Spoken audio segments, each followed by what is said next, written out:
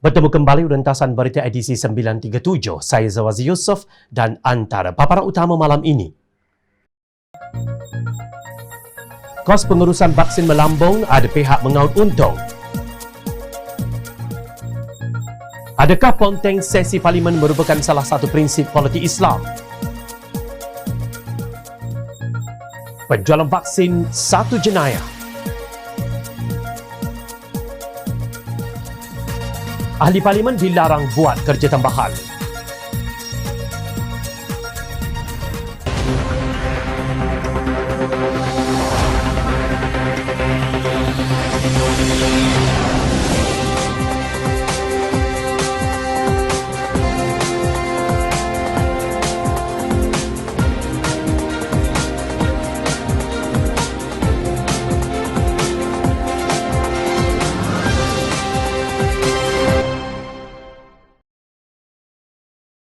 Assalamualaikum dan salam sejahtera.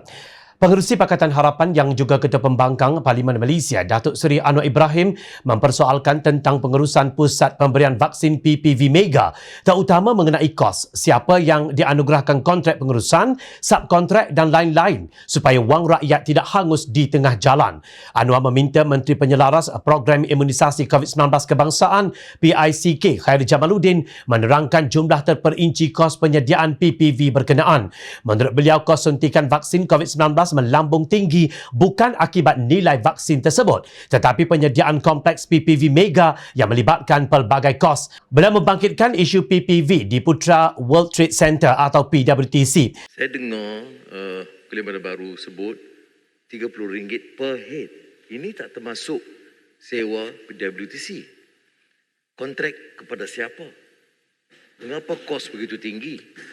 Dan Kuliah Bandar Baru sebut pula ada lagi subkontrak kepada yang lain. Ini kalau kita bandingkan vaksin untuk doktor-doktor swasta, kosnya tentu dan pasti jauh lebih rendah. Tapi ini ada keengganan sehinggalah akhir-akhir ini. Jadi saya minta penjelasan dari Kulim Bandar Baru, kalau boleh tanya Menteri memperincikan beberapa PPV besar. Berapa sewa? Mengapa kos per kepala begitu tinggi? Dan siapa yang peroleh kontrak? Supaya kita dapat tahu wang ini tidak diselewengkan dengan apa cara sekalipun, katanya. Sebelum itu, Dewan Rakyat telah mendengar sesi ucapan Datuk Seri Saifuddin Ismail Nasution bagi pihak pembangkang selepas penerangan oleh Menteri Sains, Teknologi dan Inovasi Musti. Dalam ucapannya, Saifuddin berkata kelewatan Malaysia mendapatkan bekalan vaksin COVID-19 telah menyebabkan kes harian dan kematian semakin meningkat.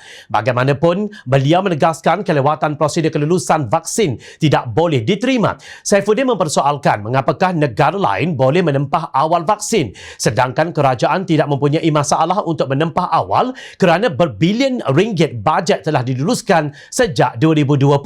Keuangan tak ada masalah. Tahun 2020 kita luluskan 7.13 bilion ringgit kepada Kementerian Kesihatan Malaysia KKM. Tahun 2021 KKM dapat lagi 6.13 bilion ringgit.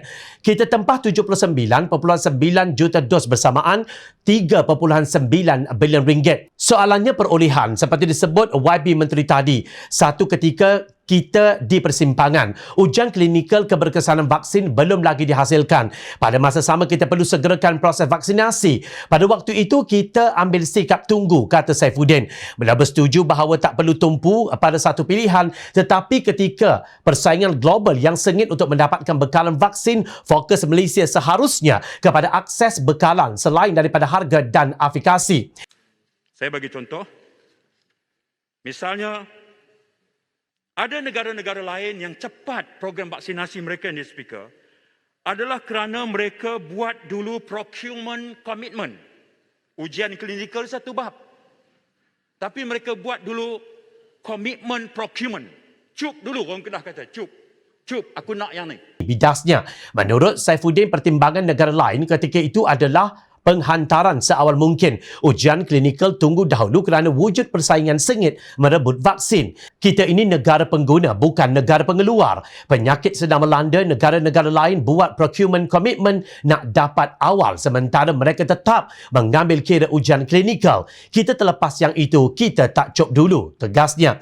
Beliau mengkritik Badan Regulator National Pharmacy Regulatory Agency atau NPRA yang berperanan untuk meluluskan vaksin. Kata Saifuddin, ketika kita sangkut di NPRA, United Kingdom, Amerika Syarikat, Kanada dan Singapura telah meluluskan vaksin Pfizer seawal Disember tahun lalu. Saya baca laporan awal NPRA kata kita kena ambil antara 100 hingga 120 hari. Dunia lain dah lulus, kita tunggu dulu. NPRA beri kelulusan bersyarat pada Januari 2021, Februari lulus. Tetapi ketika kita baru nak masuk perjanjian, Singapura menjadi negara Asia pertama dapat bekalan vaksin. Kita lambat, kata ahli Parlimen Kulim Bandar Baharu itu sinis. Beliau mengambil analogi dalam sukan bola sepak. Peraturan Federation International di Football Association atau FIFA dipatuhi di seluruh dunia. Tetapi Persatuan Bola Sepak Tempatan Pokok Seni United tidak mahu ikut. Kerajaan Perikatan Nasional, kata Saifuddin, bersalah kerana lalai dalam menjalankan tugas mendapatkan vaksin awal sehingga sistem kesihatan Malaysia hampir lumpuh dan tidak mampu menampung lambakan pesakit COVID-19 sebagaimana hari ini. Ketika persaingan sengit untuk mendapatkan bekalan dan kita tak ada kuasa tawar-menawar yang kuat. Ketika negara lain buat procurement komitmen awal dan pertimbangan ketibaan awal penting untuk menyelamatkan nyawa, kita pula kata tunggu. Itu bottlenecknya, tegas Saifuddin. Sementara itu, beberapa ahli Parlimen Pakatan Harapan mempertikaikan pengurusan PPV di seluruh negara. Ahli Parlimen Sungai Buloh, Sivarasa Rasiah, mempersoalkan mengapa kerajaan tidak menggunakan pendekatan yang berjaya dilaksanakan di negara lain, iaitu memanfaatkan klinik swasta bagi menyuntik vaksin COVID-19 secara percuma kepada rakyat. Katanya dasar kerajaan yang salah dan mengenapikan pengamal perubatan sedia ada menyebabkan kemajuan suntikan vaksin amat rendah pada bulan Mac, April dan juga Mei. Rasa mempertikaikan kenapa kerajaan perlu menunggu penyediaan PPV Mega sedangkan 8,000 doktor perubatan biasa memiliki peralatan, peti sejuk dan sebagainya untuk vaksin. Kenapa tidak gunakan mekanisme sedia ada? Kalau digunakan sepenuhnya roll out, maka 500,000 sehari sudah tercapai 3 bulan dulu dan lebih banyak nyawa boleh diselamatkan, ujarnya. Jangan cuba mengambil kredit tentang pencapaian vaksinasi sekarang. Itu hasil kerja keras frontliners. Kejayaan itu tidak dapat menutup kegagalan keseluruhan sistem kesihatan Kerajaan Perikatan Nasional. Dalam suasana yang panas di Parlimen susulan pengumuman pembatalan ordinan darurat oleh Menteri Undang-Undang dan Parlimen Datuk Seri Taqiyuddin Hassan yang juga Setiausaha Agong PAS, kita tidak dengar suara Presiden Parti itu, Datuk Seri Abdul Hadi Awang. Pembatalan tersebut menjadi persoalan kerana tindakan kerajaan tebuk atap ini dikatakan tidak mendapat perkenan Yang di-Pertuan Agong Al-Sultan Abdullah Ahmad Shah.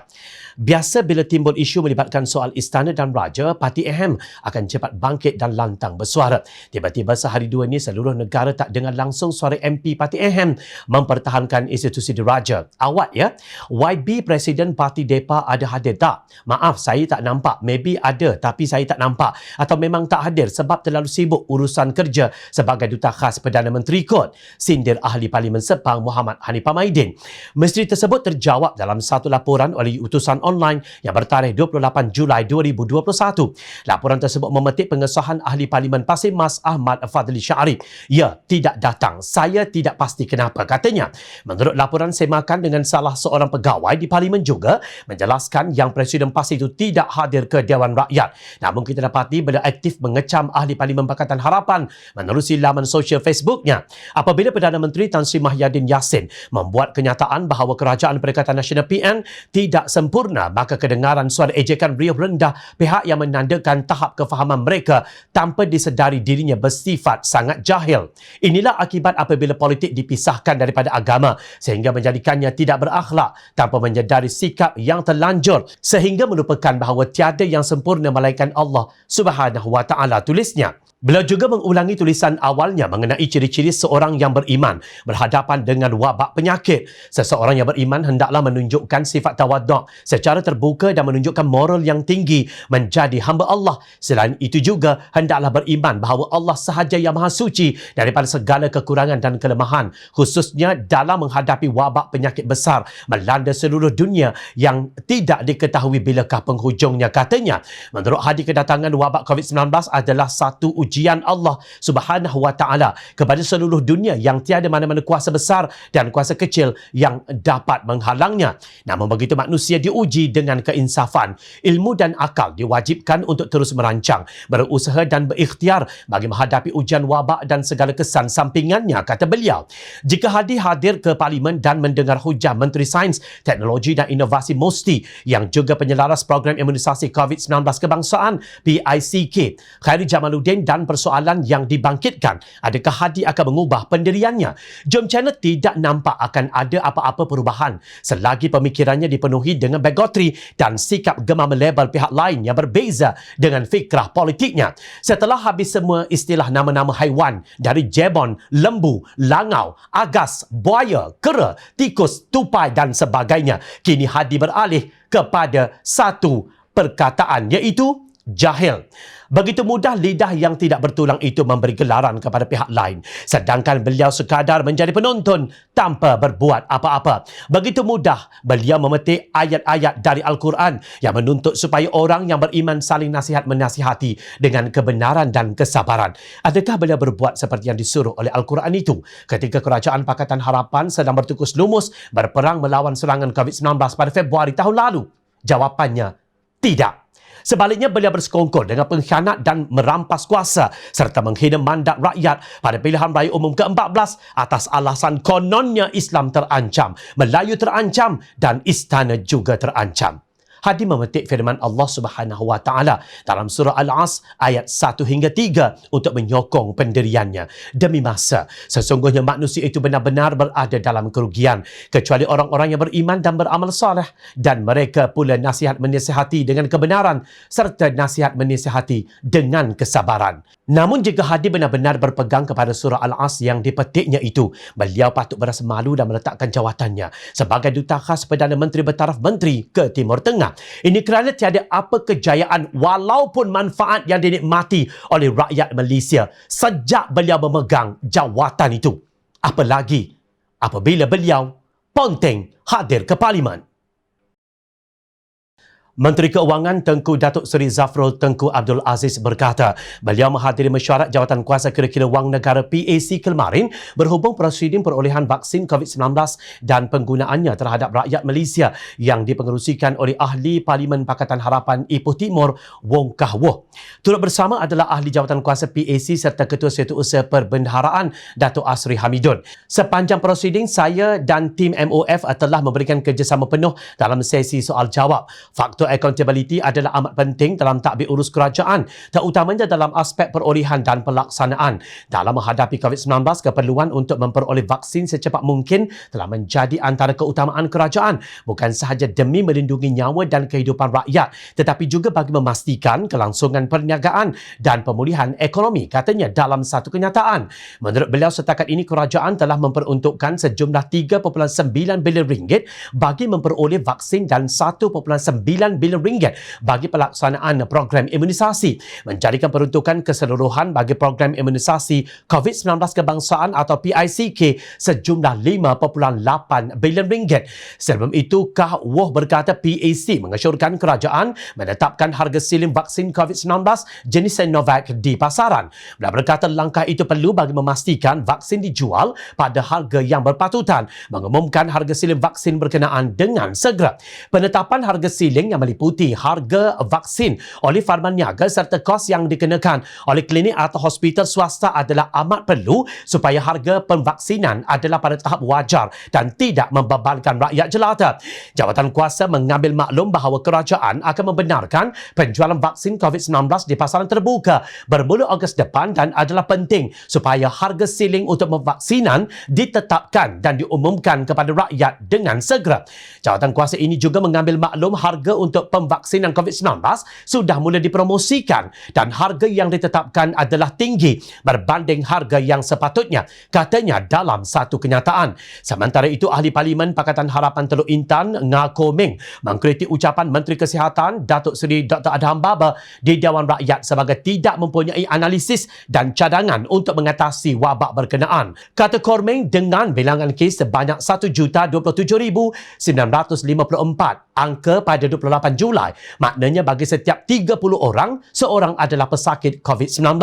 Bila berkata kesalahan Menteri Kesihatan seperti kelakar, ais swab dan Spanish fly, lalat Spanyol dapat dimaafkan, tetapi tidak kehilangan 8,200 nyawa kepada COVID-19 akibat dasar yang buruk setakat ini. Sekiranya anda tidak sesuai untuk pekerjaan itu, ini bukan soal peribadi. Tolong beri peluang kepada orang lain untuk membuktikan bagi menyelamatkan rakyat Malaysia, katanya. Beliau mendakwa 9 pusat pemberian vaksin PPV di Perak terpaksa ditutup kerana bekalan vaksin yang tidak mencukupi. Tetapi pada masa yang sama, kerajaan benarkan fahaman niaga menjual 14 juta dos vaksin Sinovac. Katanya, beliau turut mendakwa Maju Perak juga dibenarkan menjual setiap dos kepada harga RM388. Jika penjualan ini dijalankan, kata Koming, mereka akan mendapat RM2.7 bilion. Beliau berkata perkara ini boleh diterima jika wujud lebihan vaksin. Bagaimana kerajaan boleh benarkan perkara sedemikian berlaku? Ini tidak berperi kemanusiaan. Ini adalah jenayah terhadap kemanusiaan, tegas Koming. Sudah berkali-kali Jom Channel mengingatkan pihak kerajaan supaya jangan membina mahligai di atas pusara mangsa COVID-19. Tidak kira berapa kali anda pergi umrah, besar mana pun serban anda, maupun betapa fasihnya anda membaca doa, jika anda bersekongkol dengan urus niaga yang menambah derita rakyat marhain, anda tetap tidak akan dimaafkan oleh mereka yang menjadi mangsa COVID-19.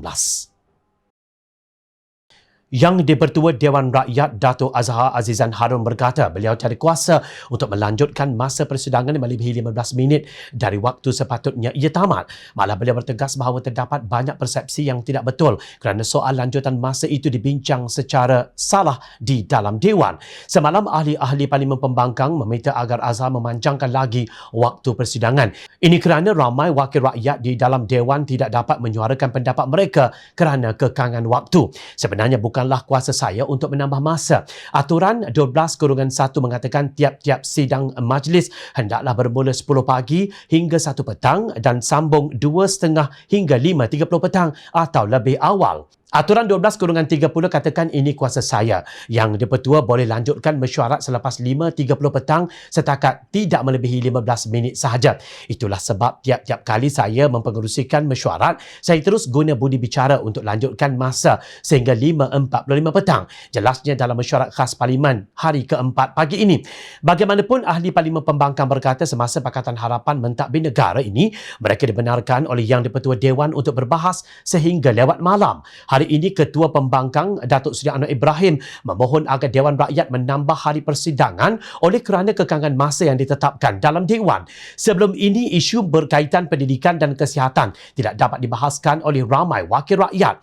Hari ini, wakil rakyat Pembangkang masih lagi menuntut supaya Menteri di Jabatan Perdana Menteri Undang-Undang dan Parlimen, Datuk Seri Taqiyuddin Hassan, memperjelaskan sama ada perkenan daripada Yang di-Pertuan Agong Al-Sultan Abdullah Ahmad Shah telah diperoleh berhubung pembatalan 6 ordinan darurat tersebut. Pada Isnin 26 Julai, Taqiyuddin berkata kerajaan pada 21 Julai 2021 memutuskan tidak akan menasihati Yang di-Pertuan Agong untuk menyambung proklamasi darurat yang akan tamat pada 1 Ogos ini. Taqiyuddin berkata kerajaan membuat keputusan tersebut juga berdasarkan perkara 150/3 Perlembagaan Persekutuan. Hujah ahli Parlimen Pembangkang pula ialah pada hari Isnin 2 Ogos darurat sudah tamat. Perbahasan pada waktu itu hanyalah bersifat akademik. Jangan fikir rakyat tidak tahu apa yang sedang berlaku. Bagi rakyat yang di luar Dewan melihat apa yang berlaku di dalam Dewan Rakyat amat mengecewakan.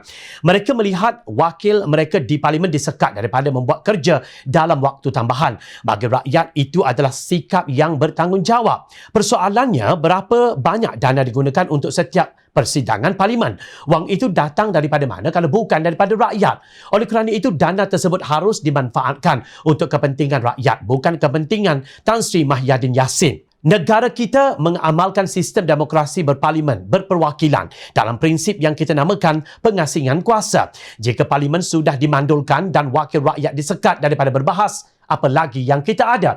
Apabila keputusan Perdana Menteri sebagai ketua kerajaan kuasa eksekutif diguna pakai 100% di Parlimen, masih lagikah para agamawan berteriak bahawa ini demokrasi dan pengasingan kuasa diamalkan? Sedangkan inilah bukti nyata bahawa kerajaan gagal. Justru kalau ahli Parlimen Perikatan Nasional takut untuk berbahas di Parlimen, rakyat dengan besar hati akan mengeluarkan kalian dari Parlimen pada pilihan raya umum ke-15 nanti. Ingat, rakyat sentiasa memerhati. Teruskan bersama kami di Jom China dari reporter jomchina.net untuk mendapatkan berita politik tanah air. Saya Zawaz Yusof. Terima kasih untuk perhatian yang anda berikan. Assalamualaikum. Salam sejahtera.